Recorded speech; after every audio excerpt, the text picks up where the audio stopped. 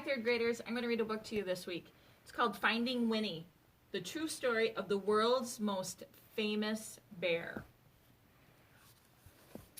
It's by Lindsay Maddock. Could you tell me a story? Asked Cole. Oh, it's awfully late. It was long past dark and the time to be asleep. What kind of story? You know, a true story. One about a bear. We cuddled up close. I'll do my best, I said. A very long time ago, about 100 years before you were born, there was a veterinarian who lived in Winnipeg. His name was Harry Colburn. A vegetarian, said Cole. Bears doesn't like vegetables. A veterinarian. It means an animal doctor. I know that, Cole said. That's what I'm going to be when I get big. If a horse had the hiccups or a cow had a cough, Harry knew how to make them feel just right. Harry's hands were never cold, even in Winnipeg, where winters were so frosty that icicles grow on the insides of your nose. That was just the kind of doctor that he was. But a day came when Harry had to say goodbye to Winnipeg. There was a war far, far away, and beyond the end of the country and on the other side of the ocean, and he was going to help. He would be caring for soldiers' horses. Harry rode east on a train full of other soldiers.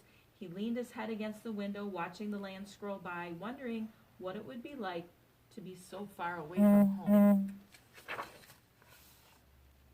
The train rolled right through dinner and over the sunset and around 10 o'clock and into a nap and out the next day until it stopped at a place called White River. Harry decided to stretch his legs. On the train platform was a man on a bench with a baby. A baby, said Cole, annoyed. A baby bear, a cub. Harry stopped. It's not every day that you see a bear cub at a train station. That bear has lost its mother, he thought, and that man must be the trapper who got her. What do trappers do? Asked Cole. It's what trappers don't do. They don't raise bears. Raise them? I know, I said. Love them. Harry thought for a long time. Then he said to himself, there's something special about that bear.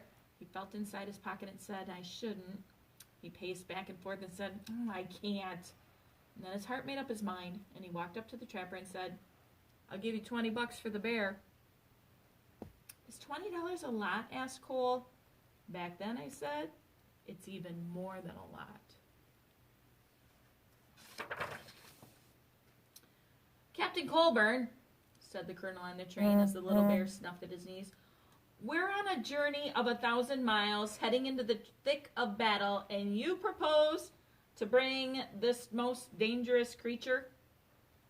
Bear stood straight up on her hind legs as if to salute the colonel. The colonel stopped speaking at once, and then in a quite different voice he said, Oh, hello. The men of Harry's regiment squeezed by to have a look.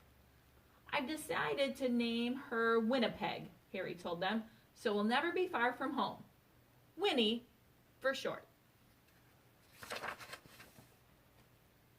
They had a very long way to travel, and they had already gone 3 or 4 feet when Winnie grew hungry. What do bears eat? The men wondered. What don't they eat? Said Harry. Vegetables, Cole reminded me. Winnie ate vegetables, I said. She ate everything except onions. They brought her carrots and potatoes and apples and tomatoes and eggs and beans and bread and a tin of fish and some slop in a dish, but Winnie was always still hungry. How about dessert? Said Harry, holding a bottle of condensed milk. Taking the treat in her paws, Winnie lay on her back and hummed a happy song as she drank, and the men roared.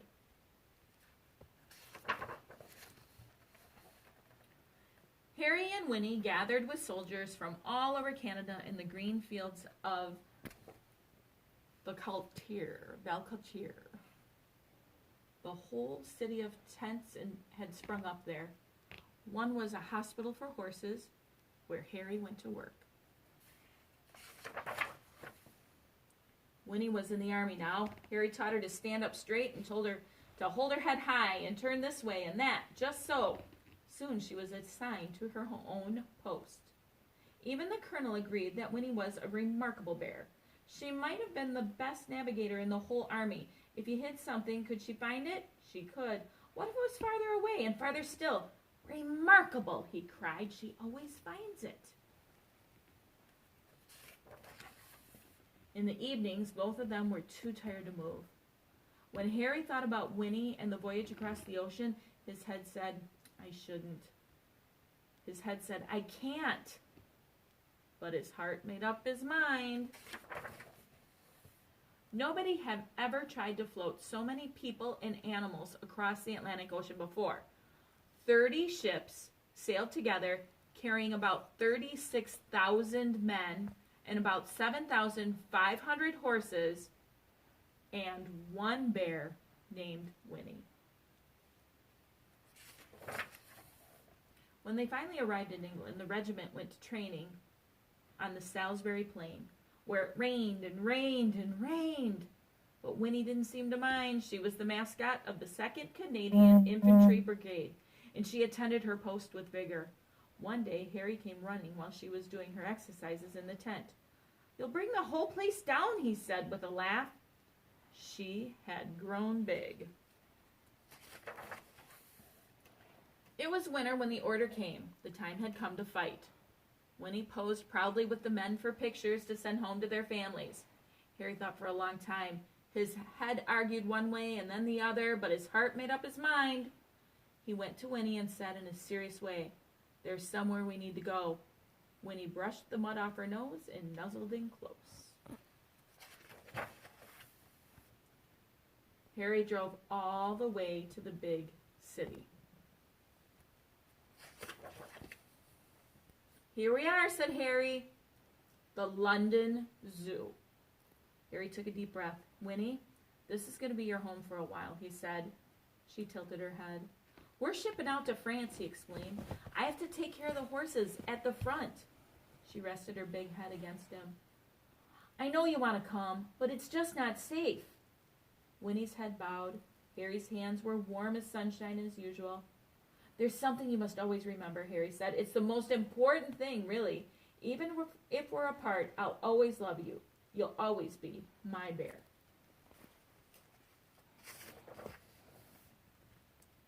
Is that the end? That's the end of Harry and Winnie's story, I said. But I don't want it to be over, said Cole. Well, sometimes, I said, you have to let out the story so the next one can begin. How do you know when that will happen? You don't, I said, which is why you should always carry on. Once upon a time, there was a little boy with a stuffed bear. He had his bear ever since he was a baby, but somehow the boy had never found the right name for him. He tried Teddy and Edward and even Big Bear. One day, the boy went to visit the London Zoo with his father. And there was a bear, a real bear, on the terraces there. Right away, the boy thought, oh, there's something special about that name. And her name was Winnie. They became true friends. The boy was allowed to come right inside the enclosure to play. And once the boy had found Winnie, he knew just what to call his stuffed bear. He named it Winnie the Pooh. And the boy was called Cole, said Cole. His name was Christopher Robin Milne. Christopher Robin would visit Winnie at the zoo, and then he would take his stuffed animal on all sorts of adventures in the woods behind his home. His father, Alan Alexander Milne, wrote books about them. Harry's Winnie became Winnie the Pooh, and there has never been a more beloved bear. But what about Harry? Cole asked. Well, when Harry visited Winnie at the zoo, he saw how happy she was. She was being raised, she was truly loved, and that was all he had ever wanted for her from the moment that they met at the train station. So after the war, Harry returned to Winnipeg and his life as an animal doctor. Before long, he was married and he had a son named Fred. And Fred had a daughter named Lorien, and Lorien had a daughter named Lindsay, which is me. And then I had a son, And when I saw you, I thought, there's something special about this boy. So I named you after your great-great-grandfather, Captain Harry Colburn. I named you Cole.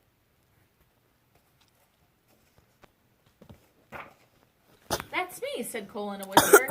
That's you. And that's Winnie. Yes, I said, that's Winnie. And it's all true? Sometimes the best stories are, I said. Cole's eyes grew big, and he said nothing for a long time.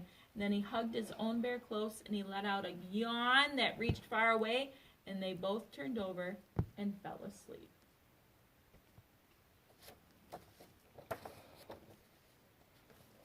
So here's some pictures in the back. Here's Harry. This is a true story. Harry was really a veterinarian, and he went to fight in the war and helped take care of the horses. And he really had a bear that he named Winnie, who went to the London Zoo. And then Christopher Robin and Winnie the Pooh are really the characters from the story of the that are written about him. So here's Harry as a young soldier. And then he kept diaries in the war. And this was the diary on the day that he brought Winnie home. And it says how he bought the bear on the train. Here's some pictures from the war. Winnie with some soldiers. And then here's a statue. It's in Winnipeg of Harry the veterinarian and Winnie. And here's a picture of Winnie at the zoo with Christopher Robin.